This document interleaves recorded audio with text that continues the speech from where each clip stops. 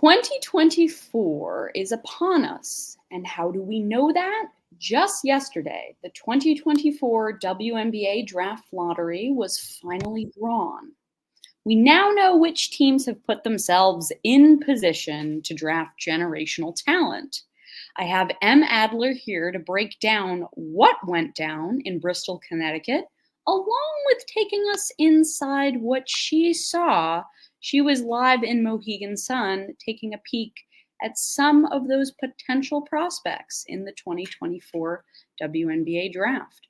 The Locked on Women's Basketball podcast, it starts right now. Ogunbowale for the win. You are Locked on Women's Basketball, your daily podcast on women's basketball.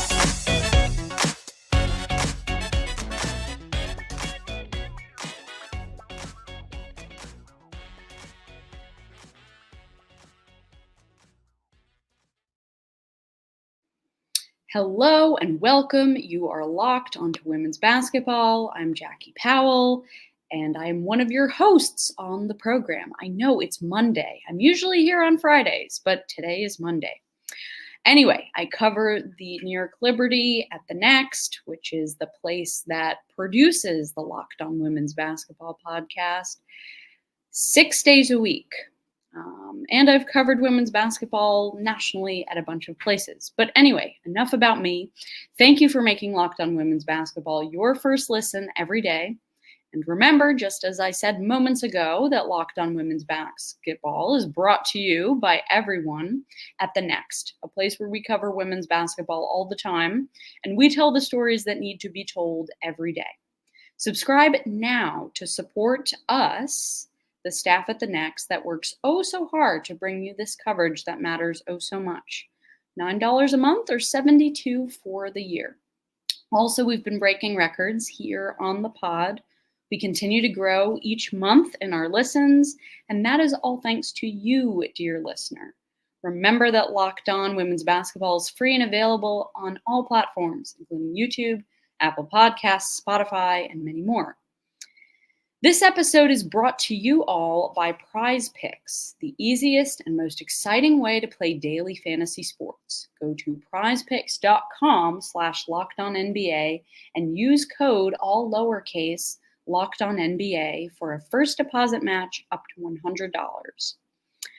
All right, so last time I was with you, dear listener, it was a while ago. It was right after Thanksgiving, and I had the one and only Doug Feinberg on here, and we spoke all about how rocky the AP poll has been.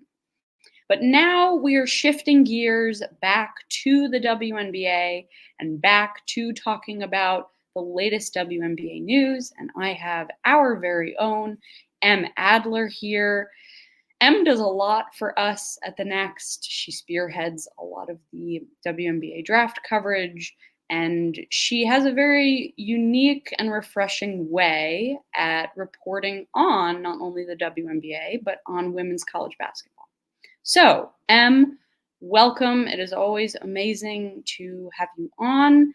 I think the first thing I want to ask you is, what were your reactions to the draft lottery, which saw the Indiana Fever winning the number 1 overall pick for a second straight year, followed by the LA Sparks, who, oh my God, I don't think they've had a lottery pick in a very long time. And then you had the Phoenix Mercury at 3, and then the Seattle Storm at 4. So, what were your reactions to this order when you saw it all playing out yesterday? Well, it's funny because, so as listeners on YouTube can see on our little agenda on the right side of their screen, I was at some games yesterday. I was with a number of our staff at Mohegan Sun in Uncasville, Connecticut for the Hall of Fame showcase. The first year it was a triple header instead of the usual double header. Probably the best collection of teams, I think, outside of most years' Battle for Atlantis, if you're looking for sort of one tournament setup. And so what happened was the draft lottery happens while we're there, and it actually happens. It starts literally right as Dawn Staley leaves the post-game presser, and we get the final results in right as Alissa, Pili, and Lynn Roberts come to the stage. So we have a solid 2 minutes, I think, to react to the news, and everyone huddle around like my laptop before we all turn around and watch it again. And the reactions were, disappointment for Seattle, obviously. Anyone who watched the lottery itself could see the very relatable expression on Noel Quinn's face, the Storm head coach. And then Phoenix got the number 3 pick, which meant that LA had jumped them and was getting a top 2 pick. And, for the most part, everything else was pretty much chalk. In terms of the odds coming into the lottery, the only change from that in the final result is that Phoenix and LA switched. LA jumped Phoenix. And, the immediate reaction is, you think about what's coming into this, and that's sort of part of what I was writing about in basically the blog that came out yesterday was, the initial part is sort of what are the actual ramifications of I shouldn't say the ramifications, but what are the actual things that are at stake with the draft lottery in terms of how will this shake out? How does it shake out? If you're not well versed on the actual process, I'm not going to get into that because it's complicated. But the upshot is basically that the draft is a little bit nebulous with how many players in the top portion of prospects, both in terms of the public assessment and in terms of the industry side, how many of them can have the option to go back to college. Paige, in no particular order: Paige Bueckers, Caitlin Clark, Cameron Brink, Aaliyah Edwards, Kamilla Cardoso. And so when you look at this, you kind of have to think, if you're sort of a fan of both college and the pro level, what are the implications here for who comes out? How are the different players going to be favoring one way or the other, depending on who wins? I didn't necessarily know, although I know some people did, going in, that Caitlin Clark wanted to end up in Indiana. I'm sure I could have found that out if I was smart enough to have asked someone. But the assumption I was under was sort of Indiana's close to home and her boyfriend works for the Pacers. A market like LA or Seattle is a fairly large market by the W standards, and also to have varying levels of good infrastructure in some ways, at the very least, with some of those in terms of the support staff and whatnot. We quickly find out after the draft, especially via Clark's likes on Twitter, that she was very excited about going to Indiana. And we have it on good record on background that, she would have more heavily considered going back to school if Indiana hadn't won, but she's almost certainly going to declare now that they have. Beyond that, we can get a little more into it on what it means for LA that they come in second and all that kind of stuff. But for the most part, it's a good result for the league in many ways. As we'll get to when we go team by team, it's a good result for many of the teams that were in there. LA, this is a great step for their recovery. Phoenix, it is what it is. There are complicating factors. Seattle just has been good enough for too long that it's hard to really feel sorry for them. That is all fair, and that was very similar to how I reacted. I mean, just seeing Lynn Dunn's, it's like she's almost on a roller coaster that's going up. You see her in this video. She lifts her arms up like she just, like something wonderful happened. And for the Indiana Fever franchise, something wonderful did happen after many years of difficult draft picks and unfortunate luck. And those are ways to describe it for sure. The Fever are heading in a very promising direction. The one thing I want to touch on before we take our first break is something you actually wrote about the New York Liberty, which I want our listeners, especially those who are Liberty fans, to understand this. So if you could explain to the listeners why Phoenix getting the 3rd pick was pretty good for New York. Right. So there's a couple layers to it, and some of them intersect. But we'll just start with the background of it, which is, listeners who have followed the W for about a calendar year at least are probably familiar with the massive trade that sent the massive trade that sent Diamond DeShields to Dallas, Marina Mabrey to Chicago, and exchanged a whole bunch of picks, including basically mortgaging the entirety of this guy's future, which, people have continued making fun of James Wade for well, basically the entirety of the season while he was still in Chicago. So you might remember that aspect of it. The part of the trade that I think most people kind of memory hold or don't remember as easily, just because, it wasn't the focus. The main focus is Marina moves, Diamond moves, a bunch of draft picks move. It was a 4-team trade, not a 3-team trade. And the part of it that really mattered in this aspect is the fact that the New York Liberty sent Michaela Onyenwere, a player who was probably a good bet to be cut in camp. She gets sent to Phoenix in a trade. And there are trades sometimes when players are going to get cut in camp. Essentially, if a team wants that player and they want to basically jump the other teams in order to acquire them, they might send out a second-round pick that is going to be a late-round pick or late in the round in a bad draft. They'll send out a third-round pick just to basically, jump the queue and say, we're going to claim this player, but it's via trade instead of waiting for whatever to shake out. This is how Leah Brown goes from Atlanta to Connecticut last year, what's essentially just a complicated waiver claim. So that's usually the cost of doing business. The cost of acquiring Michaela Onyenwere was a first-round pick somehow. And Phoenix could have been good last year. They certainly had the potential. They ended up being quite terrible. And that sets up a year entering this year where, given their cap space, given the fact that people don't really enjoy playing there and it just hasn't been a free agency draw in God knows how long, given the management that they used to have, given the fact that this is going to be a franchise that needs to rebuild, just given the outlook of the player, the ages of the players on the team, the lack of cost-controlled young players and whatnot, this is a team that is very much a long shot to be a title contender. And so that first-round pick is not only a good first-round pick, given the state of the league and how many teams are actively trying to compete versus really at this point, only one, and I would say 1.5 teams are clear, not even like trying to do title contention, and those being Seattle and the half being LA next year. Given that fact, Phoenix being so bad puts them even farther, but still trying, puts them even farther behind the 8 ball. It means that pick is probably a good bet to be a lottery pick next year. And given who is in next year's draft, and we're looking specifically, we think Paige Bueckers is probably going to return. This is not necessarily based on inside info, but people have different levels of temperature check on that on the franchise, on that program, and there is certainly a good chance of it. There's a chance she comes out this year. I don't want to say that we're sourcing this. It's just that's the temperature check. She's gonna do that. So she is a decent bet to be in that class.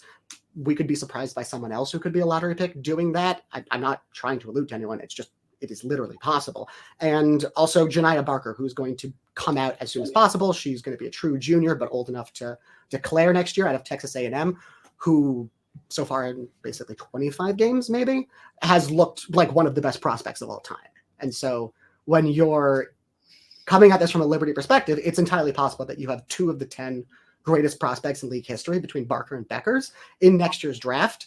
And look, if Phoenix makes the lottery, that means that if Phoenix is in the lottery, that means New York essentially has about at least a 1 in 4 chance to land that. Yeah, and just to clarify there, and thank you, Em, for running through that. It was a 2025 pick swap.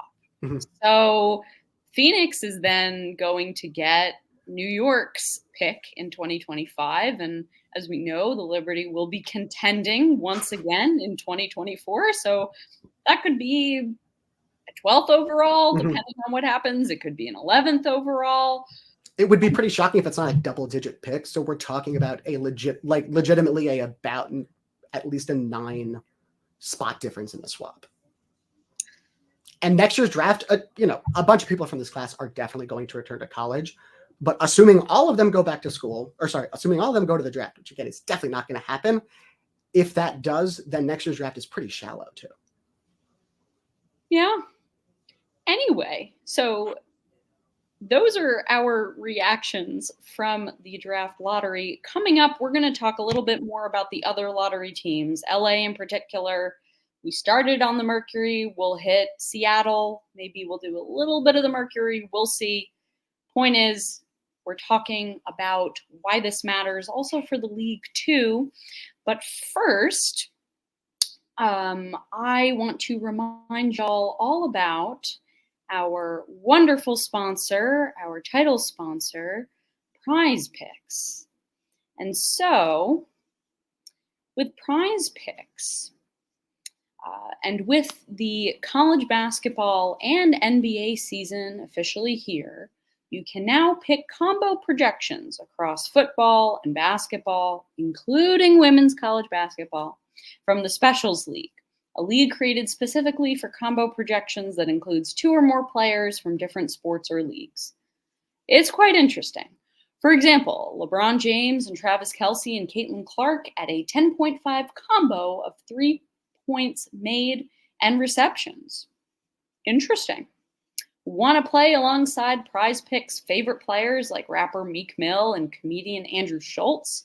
You can now find community plays under the promo tab of the app to view entries from some of the biggest names in the Prize Picks community each week.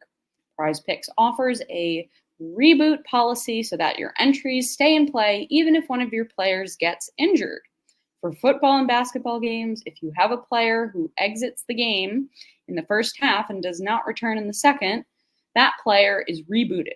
Prize Picks is the only daily fantasy sports platform with an injury insurance program. Go to prizepicks.com/LockedOnNBA and use code LockedOnNBA for a first deposit match up to $100. Prize Picks, daily fantasy sports made easy. Well, thank you very much, Prize Picks. That combo thing is always so fascinating to me. That's why I ad-lib a little bit. I've never heard of anything like that. But anyway, we are back here with M. Adler. We are talking about the results of the draft lottery. We are talking about WNBA prospects as well. So, M, let's talk a bit about Los Angeles, what picking up the number 2 pick means for them. And as I said in the intro, it's been a long time since the LA Sparks had a lottery pick. Am I correct on this? They had a lottery pick after the 2021 season. That was the second worst draft of this millennia. I'm not trying to be dramatic. Like, genuinely, Dejanay Carrington's breakout last year, I think she finished second in most improved player or something like that. She should have been higher. That's not the point. That is pretty much the only thing separating this from being the worst draft class in like the vaguely modern era. That being said, they had a lottery pick. They took Jasmine Walker. Yeah. We all forget that draft for good reason. It's not like it really matters. But that being said, LA now has another lottery pick, and this time they have the opportunity to draft someone better than the best player available in that draft, which at that point was probably actually McClellan, who we talked about before. It was almost cut in camp. That being said, right, there are a lot of options here. Again, if you look at what's going on, and like you mentioned before, this is something I put up in that initial blog from yesterday, is Caitlin Clark is, for all intents and purposes, the unanimous number 1 in this class. I think it's fair to have some concerns there as a prospect, but you're nitpicking at arguably like the greatest or second greatest guard prospect in league history. Behind that, again, Bueckers would probably go second for most teams that I'm at least aware of, but if you think she goes back to school, you're immediately going to Cameron Brink, and I don't know of any teams, at least off the top of my head, at least from asking around, I don't know anyone that does not have Brink in the top 3 with those two. And so if you're LA, you are, and I can say they are, super excited about that pick. First of all, of course, you're excited to jump a spot in the lottery, but you're also super excited about the fact that you can get Cameron Brink, a player who, when you're drafting this high and you're drafting with players who are this good, you don't draft for need, you draft for who is the best player available, like by far. And in that case, it's just really nice that it syncs up so well. You have a player who, in 3-4 years with how the league goes, is probably just going to be someone you kind of want to play at center, the same way that, let's say, Ezi Magbagor 3 years ago, it was a question of, was she a 4, was she a 5? Now it's clearly a 5. It's that sort of thing, but you can play her at the 4 or the 5. And that just mixes so well with Neko Gumike, who they've been kind of playing at the 4, but they play their 5s last year with Azure Stevens and Dearica Hamby in such a way that they're basically playing 2 4.5s. That's exactly what you get with Cameron Brink. It's the same thing that allowed the years with Candace and Nneka to work so well. Was they're both 4.5s at least defensively, and then when they were smart enough to not put Jontel Lavender on the court with them at the same time.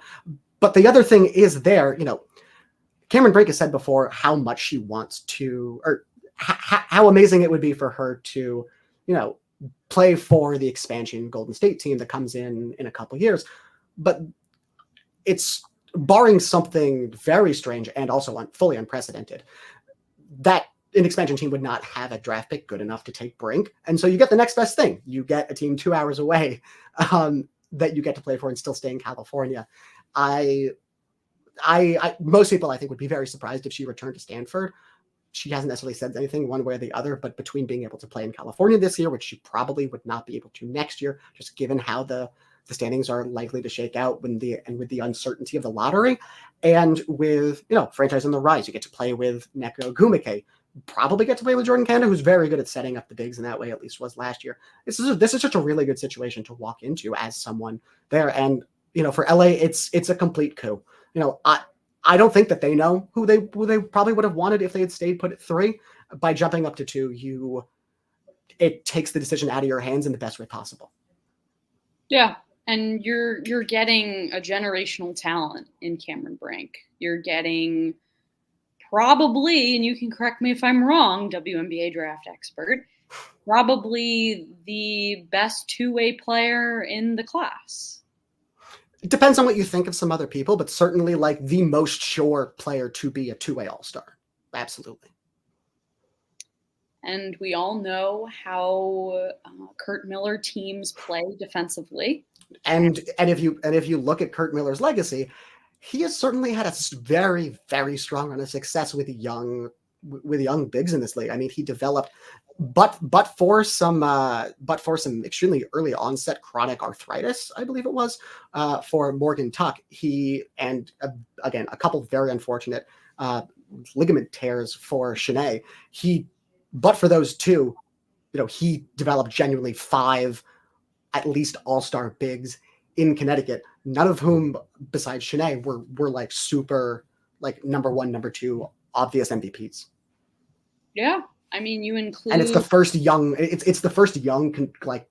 future star controlled player that LA is in position to add since literally Nneka. That's what I was saying, where I was sort of like, well, wait a minute, when was the last time they had an opportunity like this? Mm-hmm. And obviously, because of how forgettable that 2021 draft was, and also thinking about who was in the front office for the Sparks in 2021.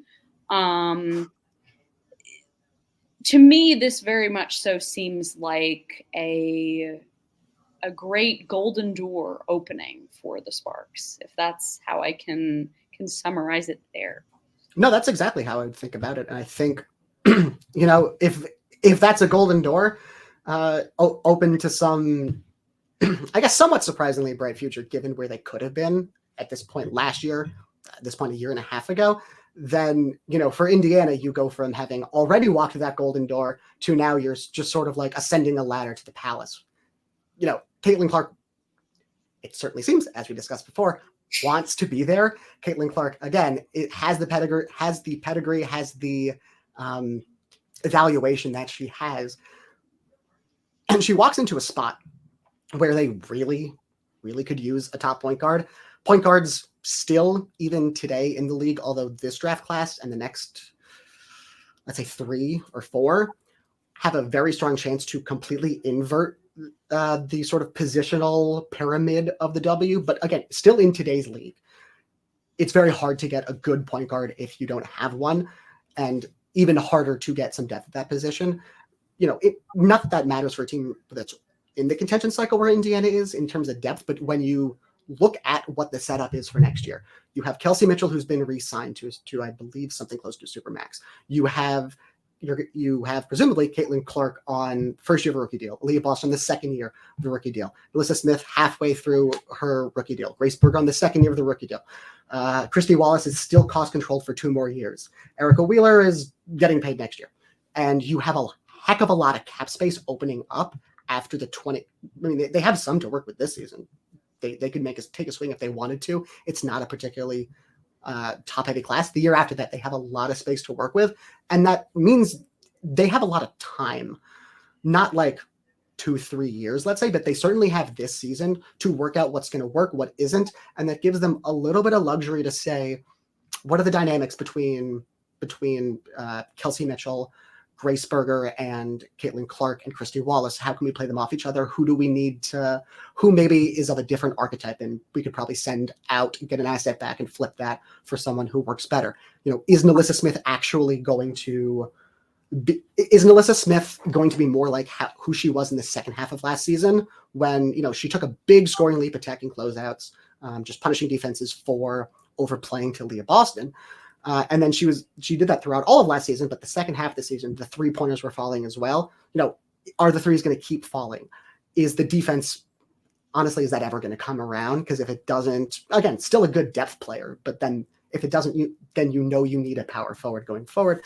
And again, just given how much scoring that there is in this lineup, given the ability to do some interesting things defensively, again, you have a runway to actually figure that out and work with that. And, I don't think I'm being hyperbolic when I say that there is probably no team outside of this past year's finals participants. There's probably no team better situated to be a title contender, from, let's say, 25 to 27. I agree with that. I also think I've been keeping tabs on all of what Lynn Dunn and Christy Sides, the GM and head coach of the Indiana Fever, have been saying. And Christy Sides was pretty open about it. She posted to her Instagram, I believe it was her grid. She sort of said, yeah, we're getting ready for a playoff run. And Lynn Dunn has been pretty clear about it. This is the last year that the Fever want to be in the lottery. Something has gone wrong, and something would need to be actually changed structurally if they don't make the playoffs this year, to be quite honest. Mm-hmm. Before we move to our final segment, I just want to quickly talk about Seattle. And it was so sad watching the look on Noelle Quinn's face. I mean, I had said previously that Seattle would have been a great fit for Cameron Brink, not just because I believe she grew up near Washington, or did she grow up in Oregon? I should fact check this, but I don't think she grew up in California. I knew, but anyway. Brink? Yes. Brink was born in Oregon, but she was raised in the Bay Area. Ah, I see. So she was born in Oregon near Washington State. Anyway, this is a digression. I always made the connection that because she's so close to Susan Borchard, who is also very close to the Seattle Storm, that those little connections would make for something special. But anyway, Seattle, they had the worst odds, and they have the 4th overall pick. What does this mean for them? I think it means that they can get a power forward, which they really haven't had in a while. But what do you think?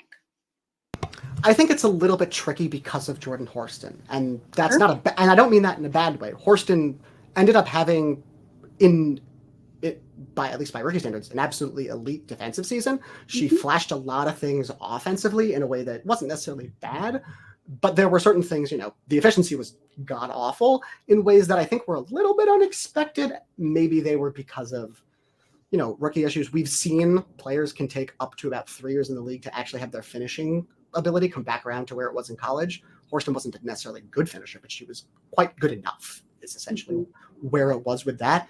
And so, what they're still trying to figure out is what is the best position to play her at. And I think that's what you basically try to find out with pretty much any young player who isn't an obvious point guard, an obvious center. So where do you sort of fit them on the spectrum in between? And that's where this draft kind of gets tricky. That's not really a problem if you end up with, let's say, Aaliyah Edwards at number 4, because Aaliyah Edwards is long, she's mobile, you can use her in space if you need be, and there's a lot of things you can do. especially with, if you had a front court of Aaliyah Edwards, Ezzie McMcGore, and Jordan Horston, you can do a lot with those three players on the court at the same time and have possibly a very elite defensive structure for years. The issue is if it's not Aaliyah Edwards, let's say the Mercury, or either keep the third pick and use it on Edwards, or someone else trades for it and uses it. What do you do? Kamilla Cardoso, I feel like Seattle likes Cardoso as a prospect, just in terms of having probably the best upside of players beyond, the four that we've mentioned so far. And we'll talk about her in segment 3 because you were there.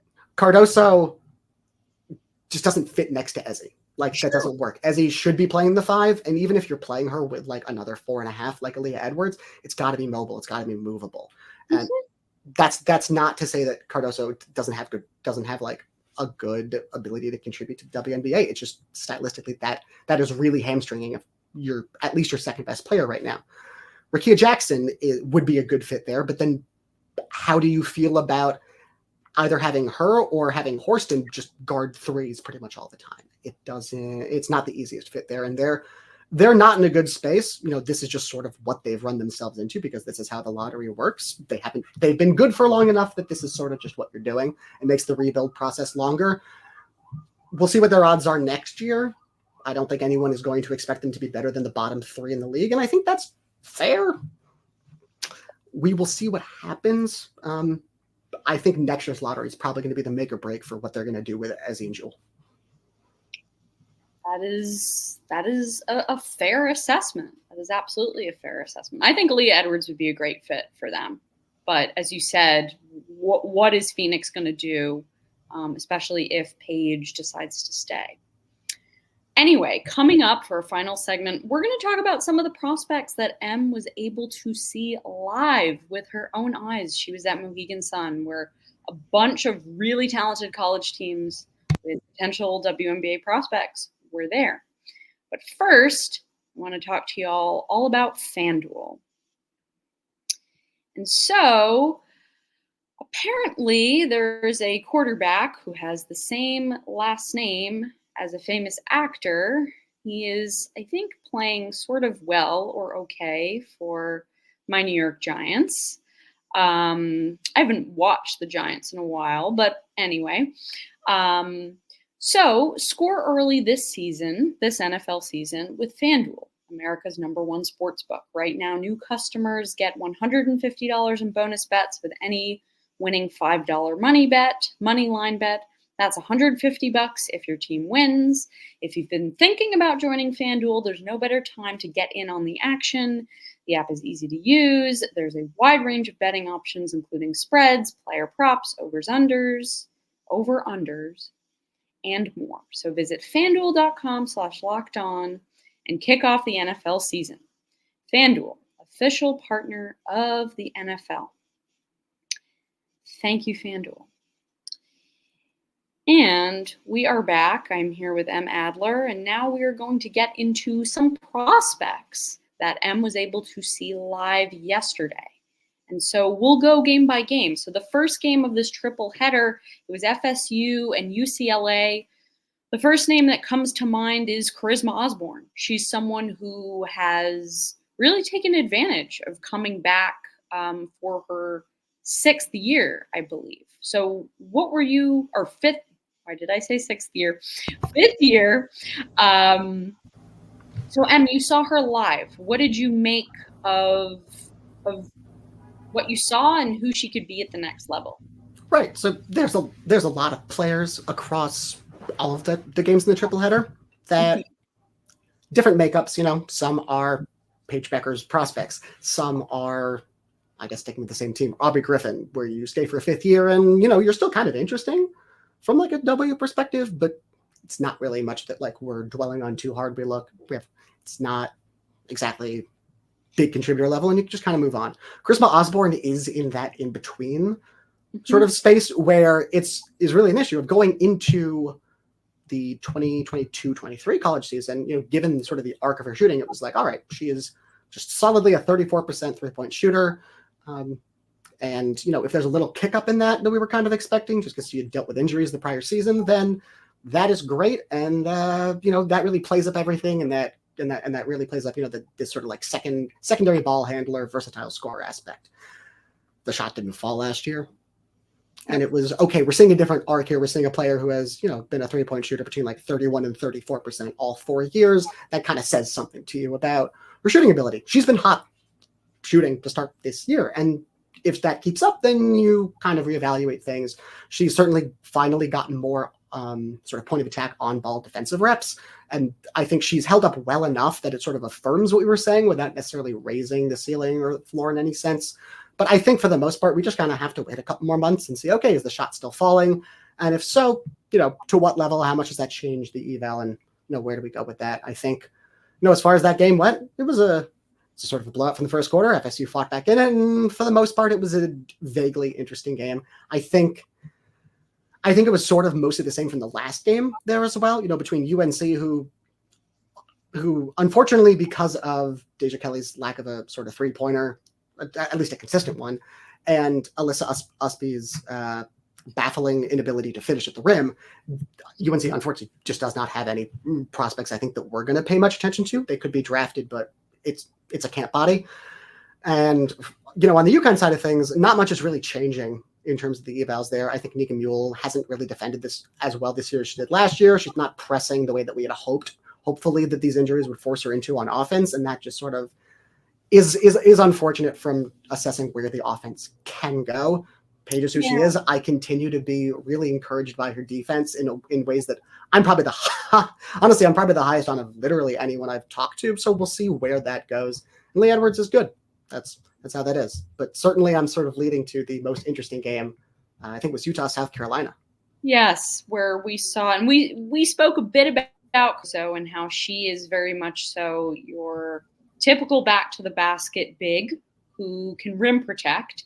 But it was very interesting to see her go up against Alissa Pili, who is a prospect that is quite tough for people to place. And she's very talented. This is no shading or shaming her at all. It's just her skill set is very unique. Yeah, her skill set, I would say, is somewhat unique. Her skill set in the package it comes in is extremely unique. Mm-hmm. I could spend certainly all day talking about her, and I've already spent most of the day talking about prospects here as well. But to kind of sum it up, I think the biggest thing from that matchup that we've really been looking forward to is that was really the first time that Utah, since Pili has gotten there, which started last year, so since the beginning of last season, this is the first matchup where Utah has really gone against WNBA caliber bodies, WNBA length at the 5 and the 4, and to some extent, depending on how you look at prior matchups, the 3 as well, just all together. Mm-hmm. Obviously, Utah played LSU in the very infamous Elite 8 game last year, and Angel Reese is undersized for a center. And so that's why I'm saying, Alissa Pili, there's not a huge height difference there for how well she played in that game minus the fouls. So when you look at this, Pili is very generously listed at 6'2". She's probably, she is probably a good 6.5 inches shorter than Kamilla Cardoso, and she was absolutely giving her work.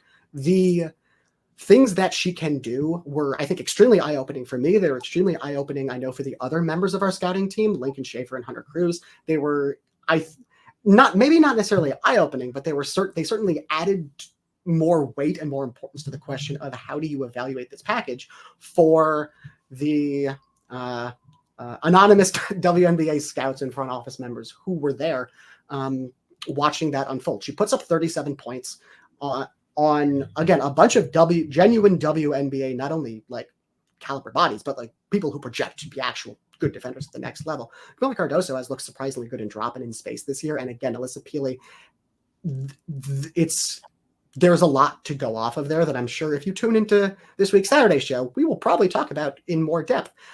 But I think just in terms of that, it was a very eye-opening performance. And, even though she dropped that many points, I think Kamilla Cardoso at least held up at times enough with how tough of a matchup that was, that, there were pros and cons to her part of the game, but I think that they certainly the idea of what she can be as a defender at the next level didn't drop a whole lot at the very least.